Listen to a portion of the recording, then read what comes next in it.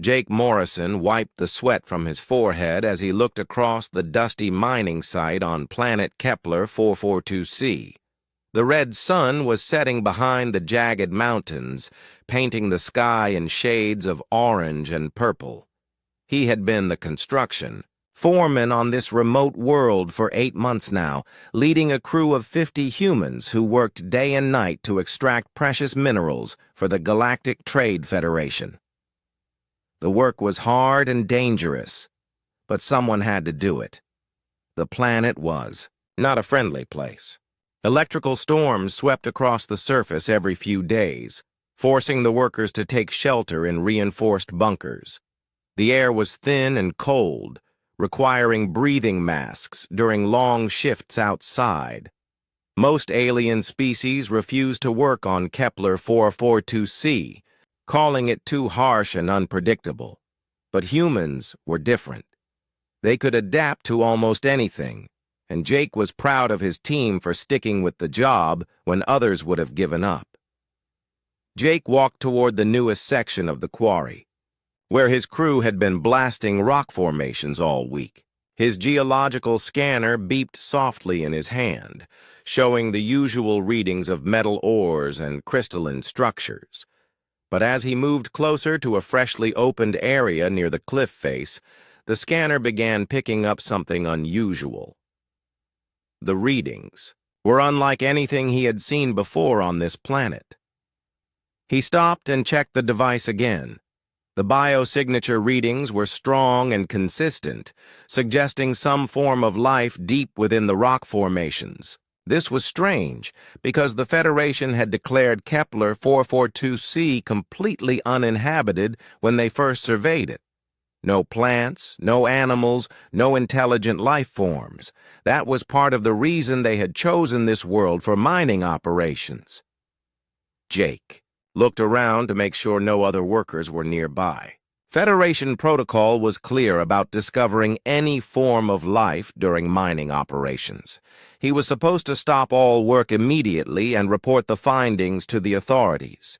They would send inspectors who would determine if the life forms posed any threat to the mining project. In most cases, anything that interfered with operations was simply eliminated. But Jake had seen enough Federation decisions over the years to know that they rarely favored the life forms they discovered. He had heard stories from other foremen about entire ecosystems being destroyed because they were considered inconvenient. The Federation valued profits and efficiency above almost everything else. The scanner readings were coming from a cave system that had been exposed by the recent blasting. Jake could see the dark opening in the cliff face, partially hidden by fallen rocks. His curiosity got the better of his caution. He decided to investigate personally before making any official reports. Jake grabbed a portable light from his equipment belt and carefully climbed over the loose rocks toward the cave entrance. The opening was larger than it had appeared from a distance, easily big enough for a human to walk through upright. He switched on his light and stepped inside. The cave was deeper than expected, stretching back into the mountain for at least 50 meters. The walls were smooth and curved, as if they had been carved by something other than natural geological processes. Jake's scanner was going crazy now, showing multiple biosignatures ahead in the darkness. As he moved deeper into the cave, Jake began to smell something strange. It was not unpleasant, but definitely organic. Like the smell of a barn or stable, back on Earth, but with an exotic quality he could not identify. The air felt warmer here than outside, and there was a faint humming sound coming from somewhere ahead. Jake rounded a bend in the cave passage and stopped dead in his tracks.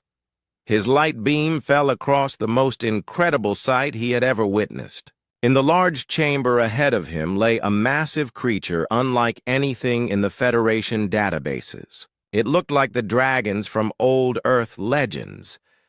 But this was clearly a real living being.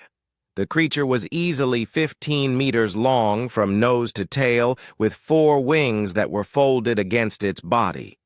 Its scales shimmered with an iridescent quality that reflected Jake's light in rainbow patterns. But the beauty of the creature was overshadowed by its obvious suffering. The wings were badly damaged, with torn membranes and what appeared to be broken bones. Deep cuts covered the creature's body, some of them infected and weeping. Next to the large dragon were 3 much smaller versions, each no bigger than a house cat. They were clearly the offspring of the larger creature, huddled close to their mother for warmth and protection. The little ones were chirping softly, a sound that reminded Jake of baby birds calling for food. The mother dragon's head lifted weakly as Jake's light fell across her. Her eyes were large and golden, filled with an intelligence that was unmistakable. She was clearly aware of Jake's presence and was trying to position herself between him and her young, even though she was obviously too weak to pose any real threat. Jake felt his heart sink as he realized what had happened. The recent blasting operations had probably caused a cave-in that trapped this family here. The mother's injuries suggested she had been caught in falling rocks while trying to protect her babies.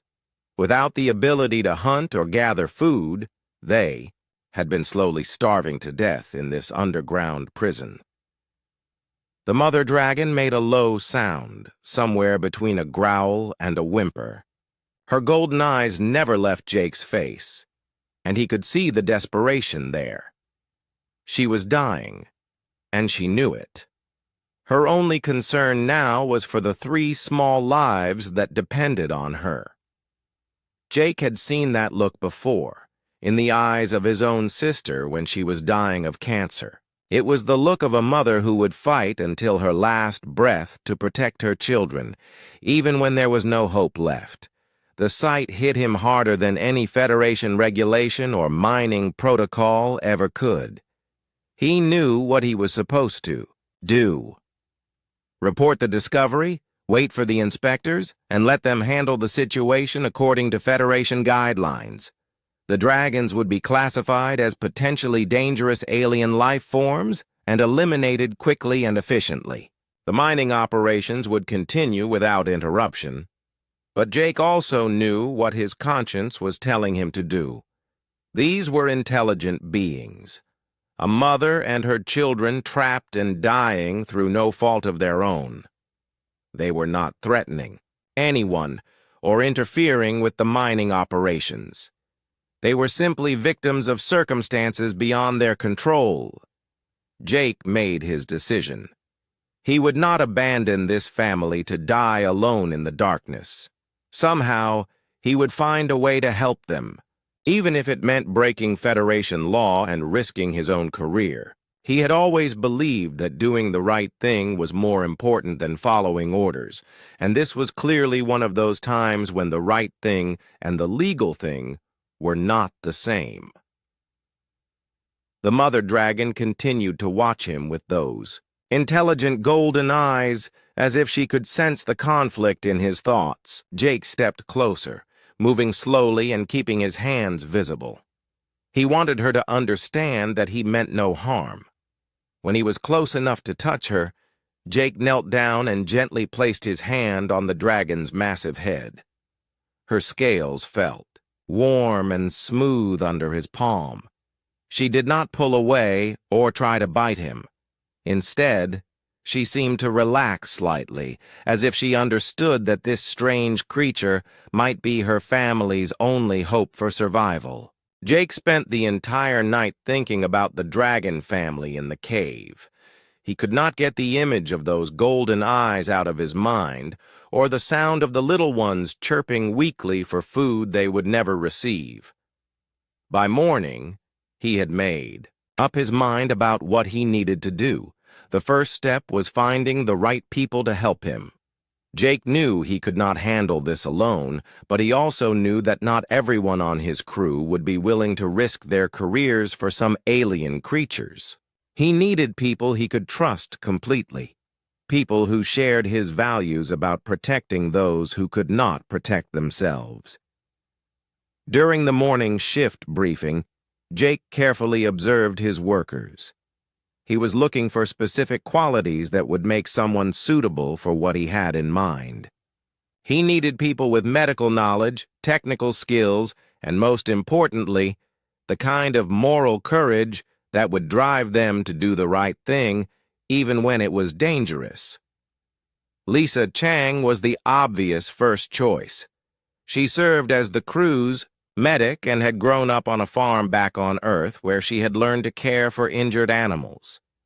Lisa was practical and compassionate, the kind of person who would see a problem and immediately start looking for solutions rather than excuses.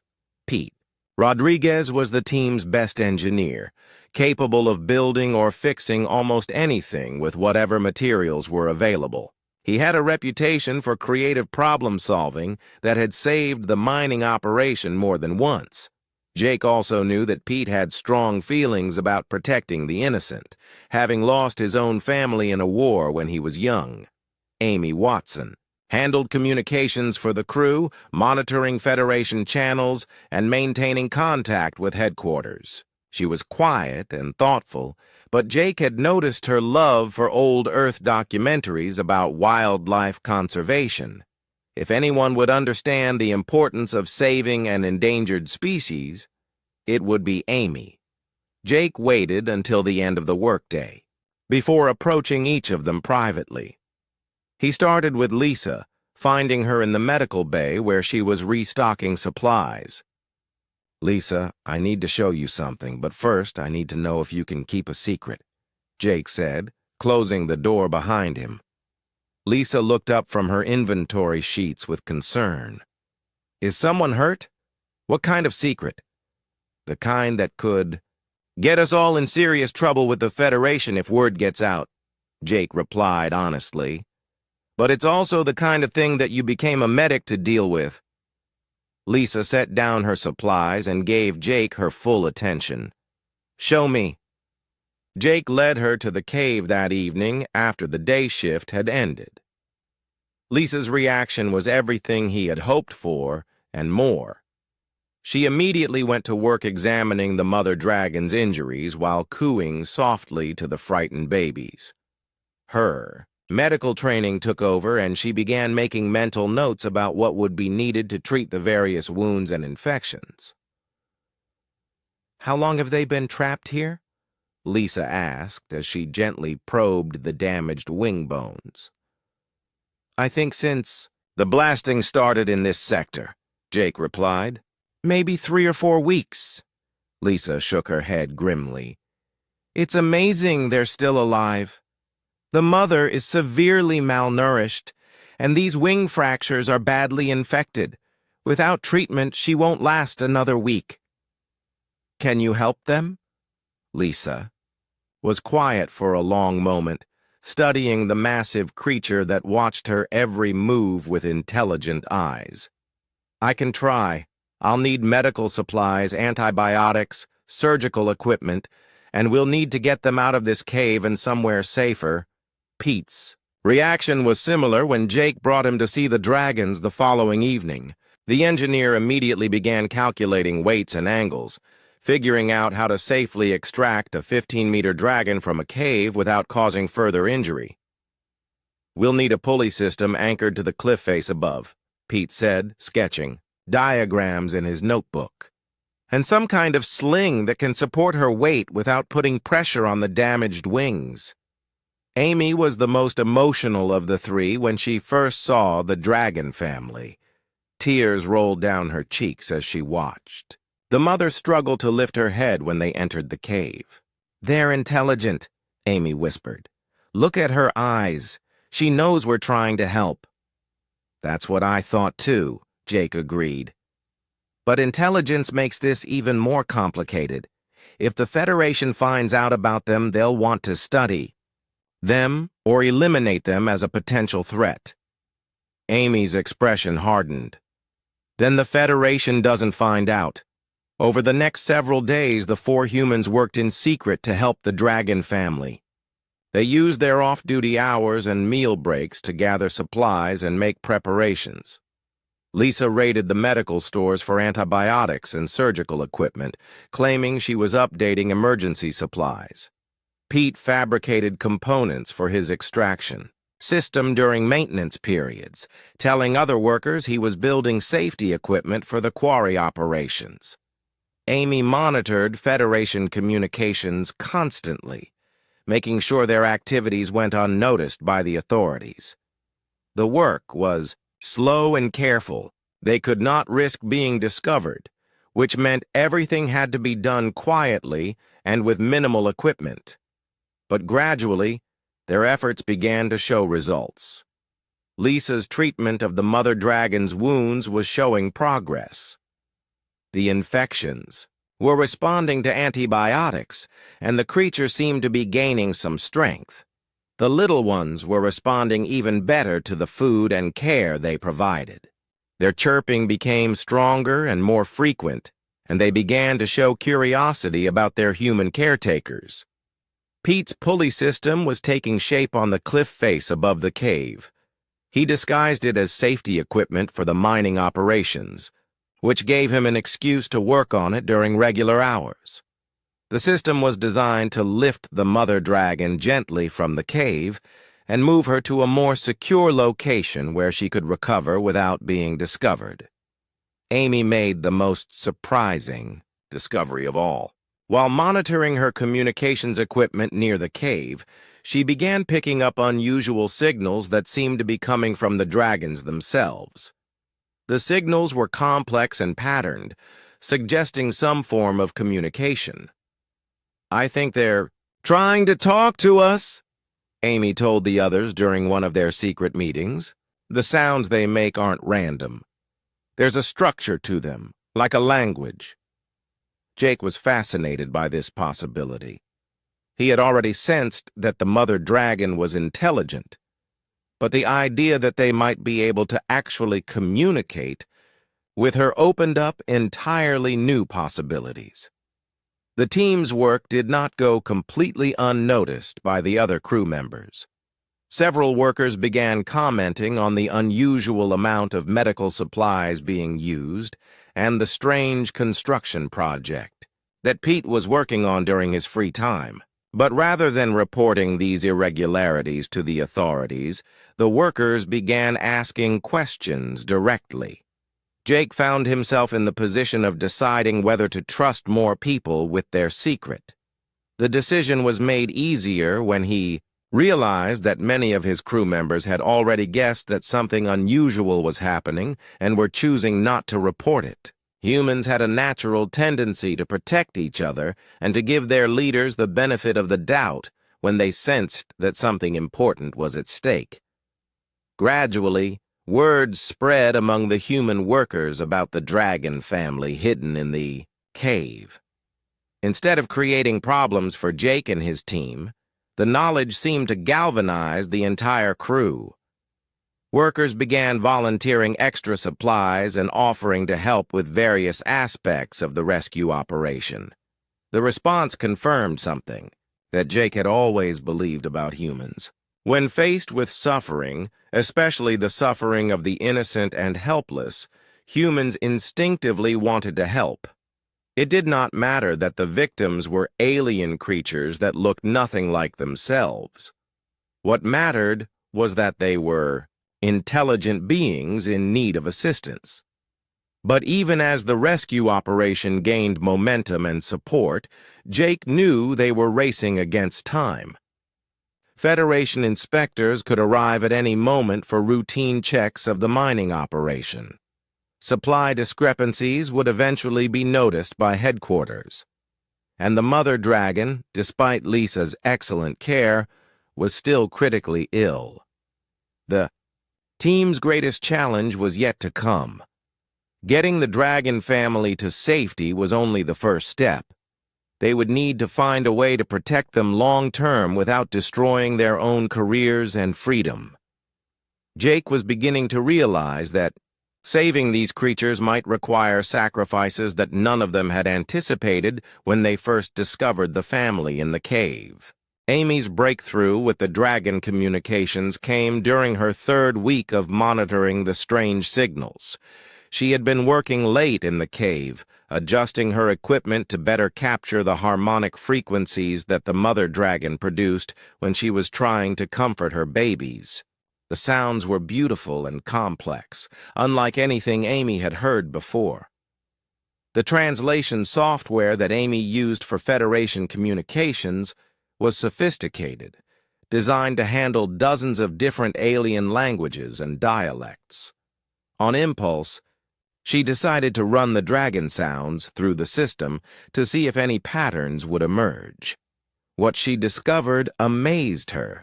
The dragon's vocalizations were not just random sounds of comfort or distress. They contained structured information, concepts that could be translated into recognizable ideas. The mother dragon was not simply making noise, she was speaking, and Amy's equipment was finally beginning to understand what she was saying. "Jake, you need to see this," Amy called excitedly when Jake arrived for the evening visit to the cave. Amy had set up her translation equipment near the mother dragon, who watched the proceedings with her usual intelligent curiosity. The dragon made a series of low, musical sounds, and Amy's computer screen lit up with translated text. "She's telling her babies about flying," Amy explained, reading from the screen. "She's describing what it feels like to soar above the mountains and feel the wind beneath your wings." Jake stared at the screen in amazement. The idea that they were listening to a mother telling bedtime stories to her children made the dragon seem even more real and relatable. But the implications were staggering. If the dragons could communicate, then they were not just intelligent animals. They were people. Over the following days, Amy worked to improve the translation system, while Jake and the others continued their rescue efforts. Pete had successfully moved the mother dragon to a larger cave system deeper in the mountain, where she would be safer from discovery. Lisa had managed to stabilize her injuries, though the wing damage would require much more time and care to heal completely. The breakthrough in communication allowed them to learn the dragon's name. She called herself Zara, and her 3 babies were named Kira, Nico, and Luna. But more importantly, Zara began to tell them the true history of planet Kepler 442c. The dragons, who called themselves the Draconis, had lived on this world for thousands of years. They were the original inhabitants, living in harmony with the planet's natural systems.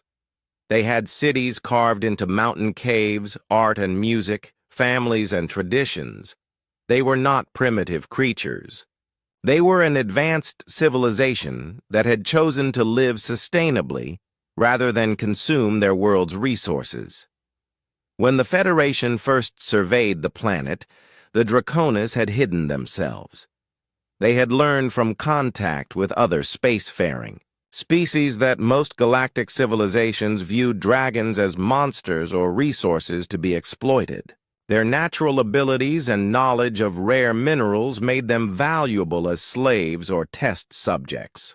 So when the Federation declared Kepler 442c uninhabited and began mining operations, the Draconis retreated deeper into their mountain homes and tried to wait out the invasion.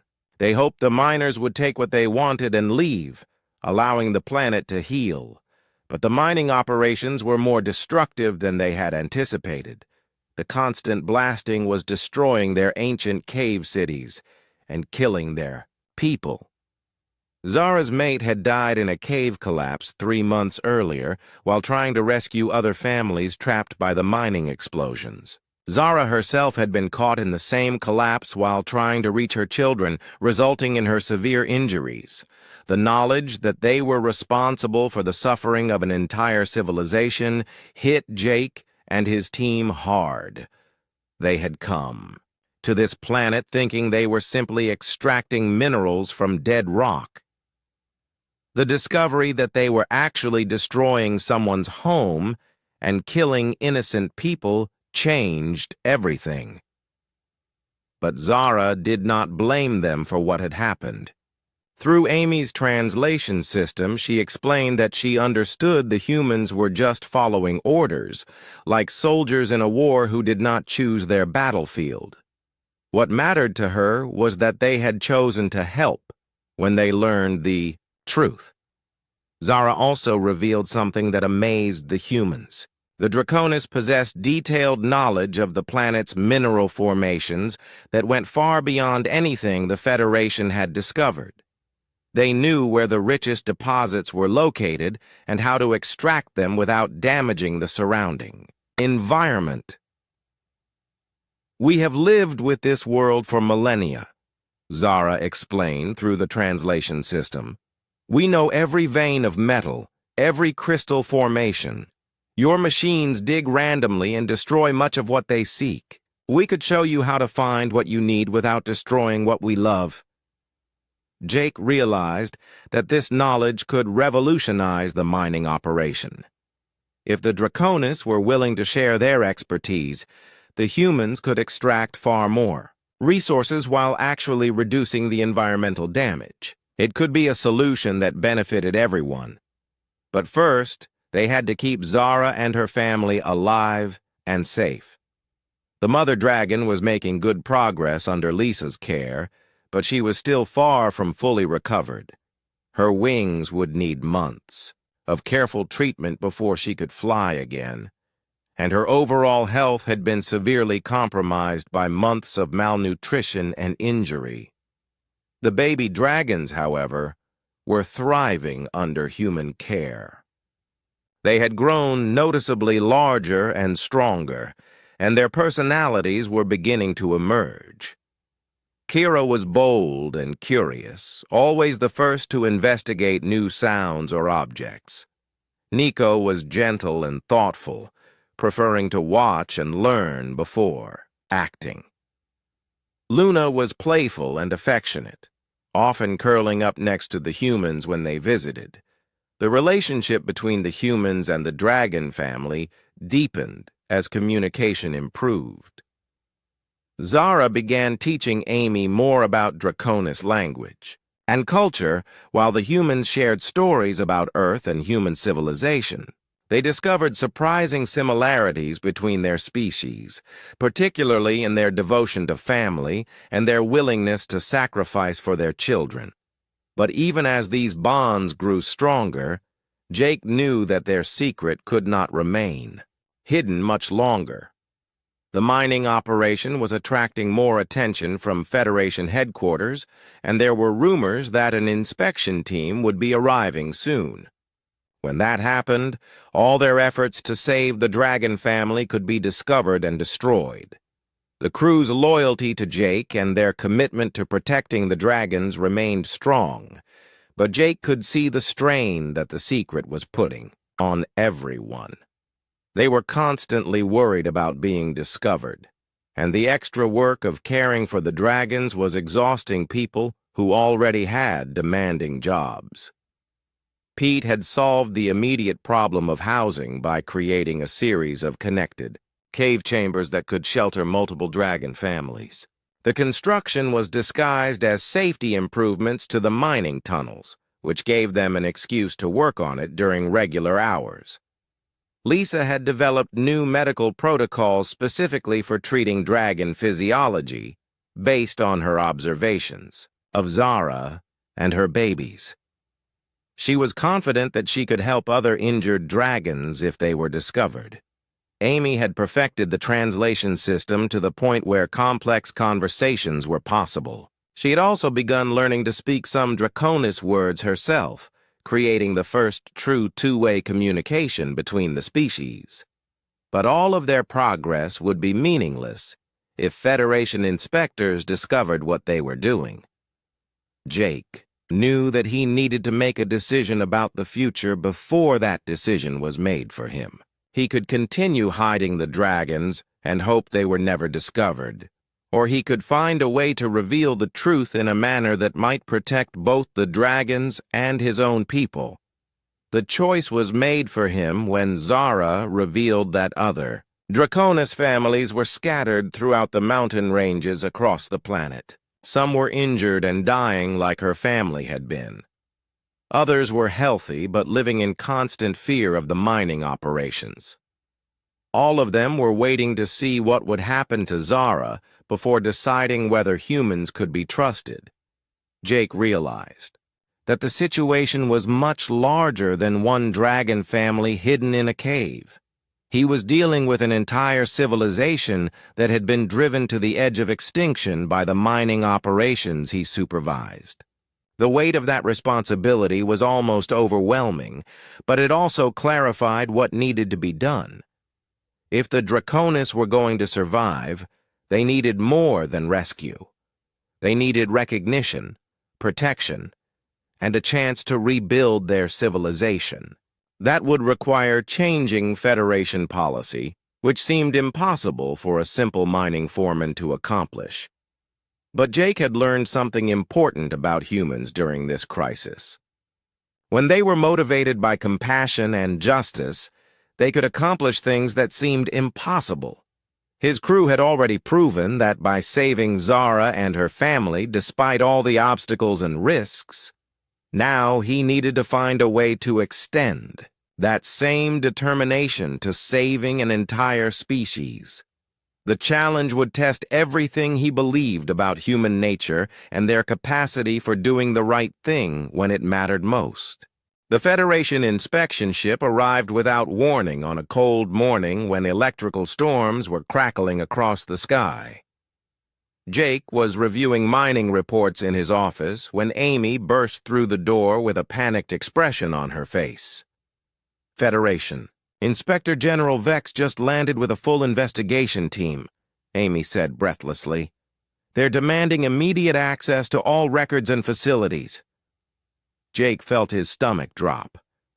Inspector General Vex was known throughout the mining community as a ruthless bureaucrat who valued efficiency and profit above everything else. He belonged to the Zephyrian species, insectoid creatures who approached every situation with cold logic and had no patience for what they considered emotional decision-making. "How much time do we have?" Jake asked, already calculating how quickly they could hide evidence of their rescue operation. "They're setting up in the main administration building now. Vex wants to start reviewing supply records immediately." Jake knew they were in serious trouble. The supply discrepancies from their rescue operation would be impossible to hide from a thorough inspection. Medical supplies, construction materials, food rations, all the resources they had diverted to help the dragon family would show up in the accounting records. He called an emergency meeting with Lisa, Pete, and Amy to decide how to handle the crisis.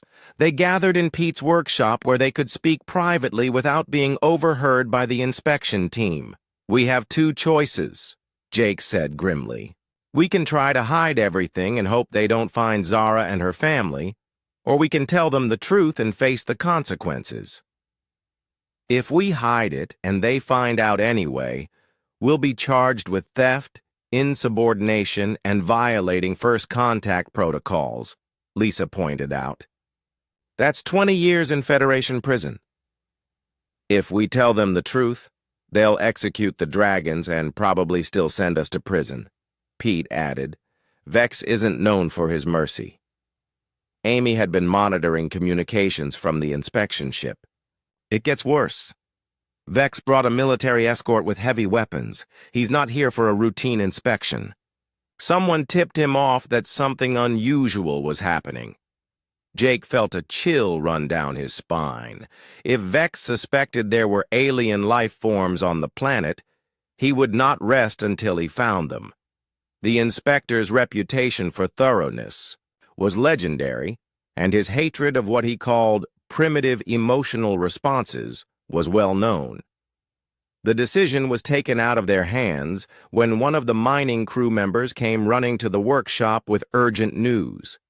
A junior inspector had discovered the concealed cave entrance during a routine survey of the quarry operations. Vex was already on his way to investigate. Jake and his team raced toward the cave system where they had hidden Zara and her family. They arrived just as Vex emerged from the hidden entrance, his insectoid features twisted with what passed for satisfaction among his species. Behind him came two armed guards dragging one of the baby dragons, little Luna, who was crying pitifully for her mother. "Well, well," Vex said in his cold, mechanical voice.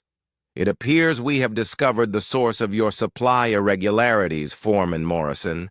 Harboring dangerous alien life forms is a serious violation of Federation law." Zara's roar of fury echoed from deep within the cave as she heard her baby's distress calls. Despite her injuries, the mother dragon fought to reach the entrance where her child was being held. The sound was heartbreaking and terrifying at the same time. "They're not dangerous," Jake said, stepping forward. "They're intelligent beings who were injured when our mining operations collapsed their home. We've been providing medical care." Vex examined Luna with the detached interest of a scientist studying a specimen. "Intelligence is irrelevant. These creatures were not documented in the original planetary survey, which means they are invasive species that must be eliminated to protect Federation interests." "They're not invasive," Amy protested. "They're the original inhabitants of this planet. They've lived here for thousands of years." Vex's compound eyes focused on Amy with irritation. "Impossible! The survey clearly indicated this planet was uninhabited. If these creatures were present, they would have been detected and cataloged. They were hiding because they were afraid of exactly this kind of reaction," Jake explained. "They've had bad experiences with other galactic civilizations that treated them as monsters or slaves." The inspector dismissed this explanation with a wave of his clawed hand. "Speculation and emotional reasoning. What matters are facts and regulations. These creatures pose a potential threat to mining operations and must be eliminated immediately." Vex signaled to his guards, who began setting up some kind of energy weapon aimed at the cave entrance. Jake realized with horror that they intended to kill not just Luna, but Zara and the other babies as well, all at once. "You can't do this," Jake said, moving to block the weapon. "They're intelligent beings with families and children. This is murder." "It is pest control," Vex replied coldly. "Stand aside, or you will be charged with obstructing a Federation operation." Jake looked around at his crew members, who had gathered to watch the confrontation. He could see the same horror and disgust on their faces that he felt himself. These were good people who had spent weeks caring for the dragon family, who had come to see them as friends rather than aliens. "No," Jake said firmly. "I won't stand aside." Lisa, Pete, and Amy immediately moved to stand beside their foreman. Then, one by one, other crew members joined them. Within minutes, 47 humans stood between the Federation weapons and the cave entrance, forming a human wall that the guards would have to go through to complete their mission. Vex stared at the crowd of defiant humans with something approaching disbelief. "You are all committing treason against the Federation. Stand down immediately or face the consequences." "We're protecting innocent lives," Jake replied. "If that's treason, then I guess we're all traitors." The standoff intensified when Zara finally managed to struggle to the cave entrance despite her injuries.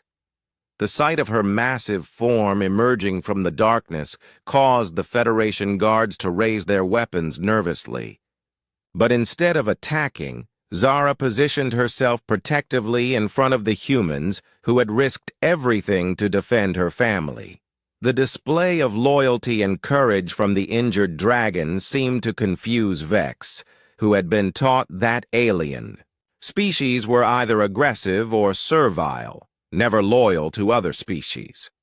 The idea that humans and dragons could form genuine bonds challenged his understanding of how the universe worked. But Vex's confusion quickly turned to anger. He activated his communication device and called for military backup from the Federation fleet. "This is Inspector General Vex requesting immediate assistance. We have a full-scale rebellion involving humans and hostile alien life forms. Send a combat team immediately." Jake felt his heart sink as he realized the scope of what was happening. What had started as a simple rescue operation had escalated into an interplanetary incident that could result in the deaths of everyone he cared about. But even as Federation warships appeared in the sky above them, Jake noticed something remarkable happening. From caves and hidden shelters throughout the mountain range, other dragons began to emerge. News of the confrontation had somehow spread to the surviving Draconis families, and they were coming to stand with Zara and the humans who had protected her. Within an hour, dozens of dragons surrounded the mining site. Some were injured and weak, like Zara had been. Others were healthy and strong, their scales gleaming in the alien sunlight. All of them positioned themselves between the Federation forces and the humans who had shown them kindness. Vex found himself facing not just a rebellion by mining workers, but the emergence of an entire hidden civilization that he had dismissed as impossible. The dragons outnumbered his forces by more than 10 to 1, and their size and natural weapons made them formidable opponents even for Federation military technology. "This changes nothing," Vex declared, though Jake could hear uncertainty in his voice for the first time. "These creatures are still classified as pests to be eliminated. The arrival of more specimens simply makes the extermination more necessary." But Jake could see that the inspector was rattled by the unexpected turn of events. Vex had come expecting to deal with a few rebellious miners and some minor alien creatures. Instead, he found himself confronting what appeared to be an organized alliance between two intelligent species.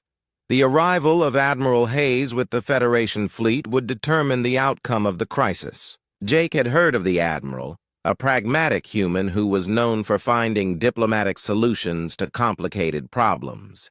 If anyone could prevent a massacre, it would be her. But as the fleet ships descended toward the planet's surface, Jake realized that everything they had worked for hung in the balance.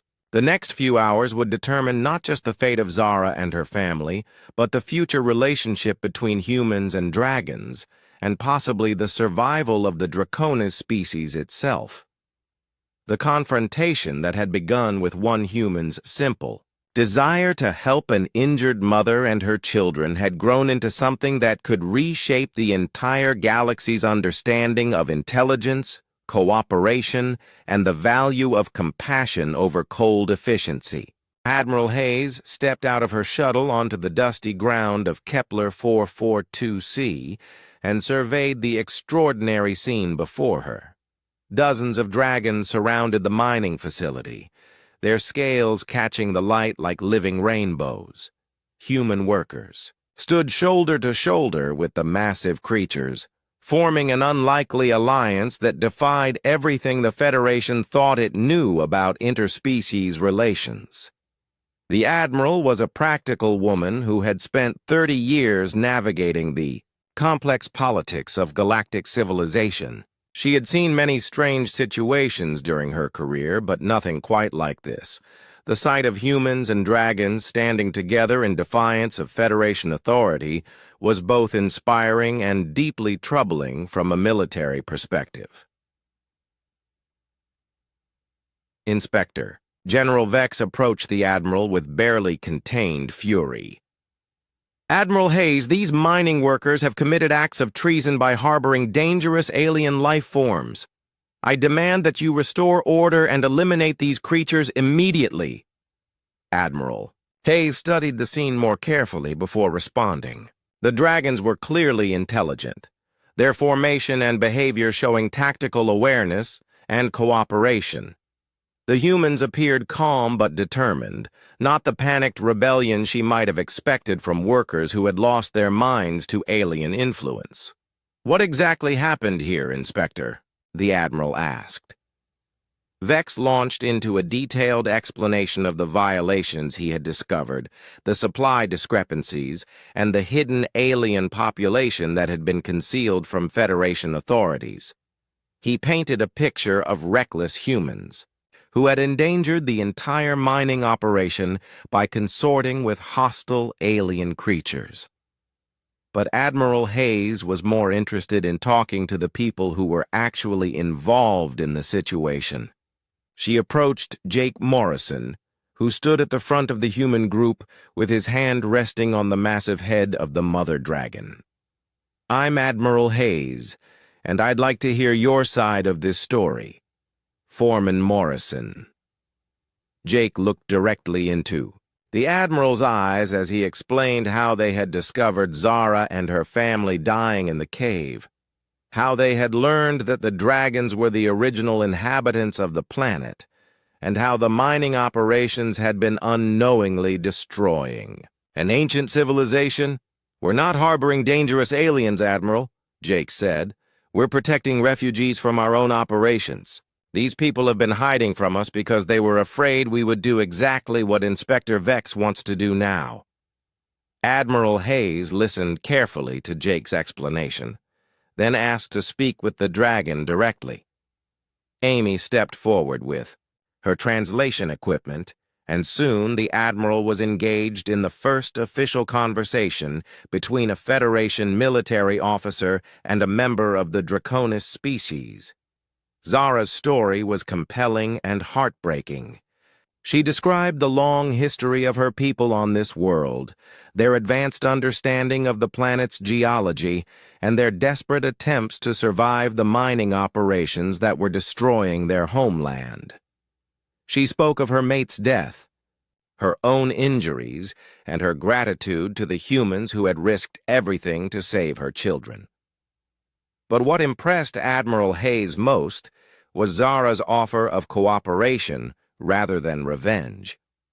Despite everything that had happened to her people, the dragon leader was willing to work with humans to find a solution that would benefit both species. "Your people need the minerals from our world," Zara explained through Amy's translation system. "Our people need our homeland to survive, but these needs do not have to conflict. We know where the richest deposits are located and how to extract them without destroying the living systems of the planet.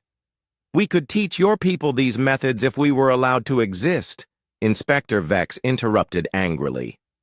"Admiral, you cannot seriously be considering negotiating with these creatures. They are classified as pests under Federation mining regulations. Those regulations assume that the creatures in question are non-intelligent," Admiral Hayes replied. "These dragons are clearly sapient beings with their own civilization and rights." The Admiral asked to see evidence of the dragons' claims about mineral deposits. Pete Rodriguez volunteered to accompany a joint expedition to locations that Zara had identified as rich in rare elements. What they found exceeded even the Admiral's expectations.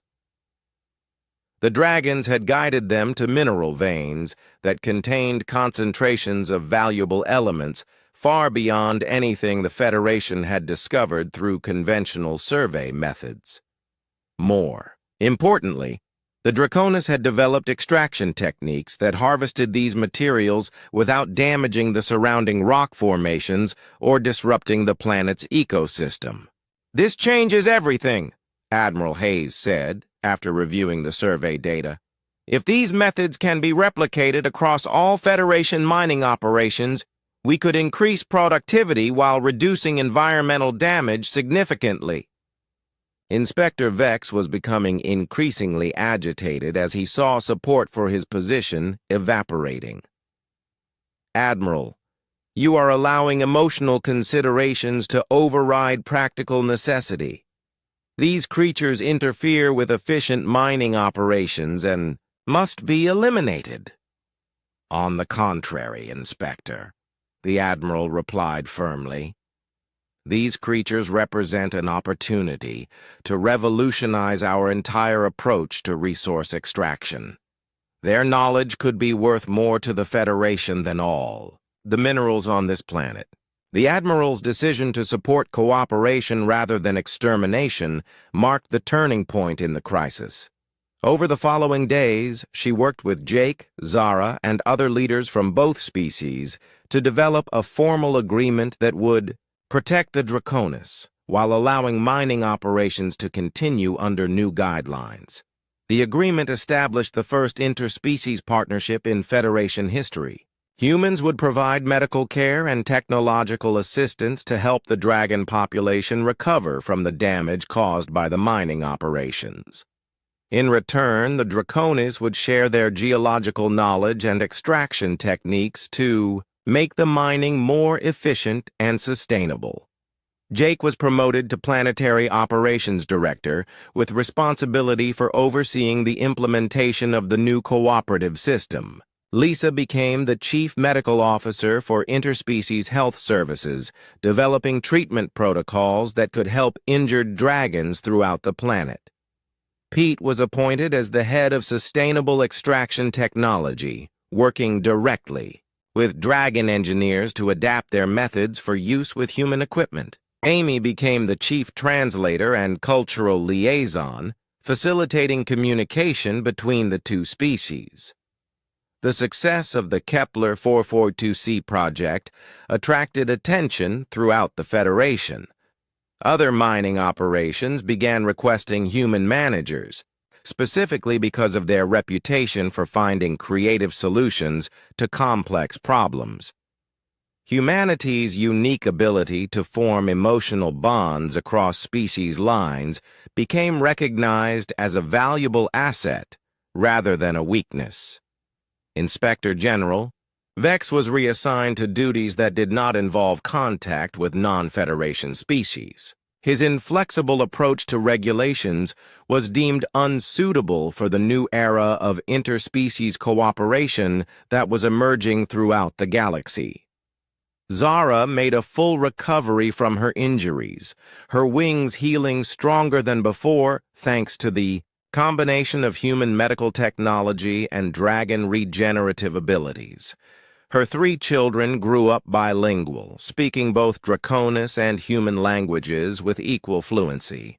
They became the first members of a new generation that would know cooperation rather than conflict as the normal relationship between their species. The mining operation on Kepler 442c became the most productive facility in the Federation, yielding 4 times more valuable minerals than previous projections while actually improving the planet's environmental conditions. The success led to policy changes that required all Federation operations to conduct thorough surveys for intelligent life before beginning resource extraction. 5 years after the first discovery of Zara in the cave, Jake stood on an observation platform overlooking the transformed mining site. Below him, human workers and dragons collaborated on extraction projects that seemed impossible when he first arrived on the planet. Children from both species played together in the expanded colony, their laughter echoing across the valley. Zara approached the platform, her powerful wings carrying her effortlessly through the air. Her children followed, now fully grown dragons who served as ambassadors between their people and the growing human population. "Do you ever regret your decision that day in the cave?" Zara asked Jake through the communication device that Amy had perfected. Jake watched a group of human and dragon children working together to build a model of a new mining facility that would be even more efficient and environmentally friendly than the current operations. Never, he replied. Saving your family was the easy part. Building this partnership has been the real adventure. Zara's golden eyes reflected the same warmth and intelligence that had first convinced Jake to help her. My people have a saying, a single act of kindness can change the course of rivers. Your kindness has changed the course of our entire civilization. The memorial plaque that Jake had installed at the original cave site bore an inscription in both human script and Draconis symbols. Here began the partnership that proved the universe is better when we lift each other up rather than leave each other behind. As Jake looked out over the thriving community of humans and dragons,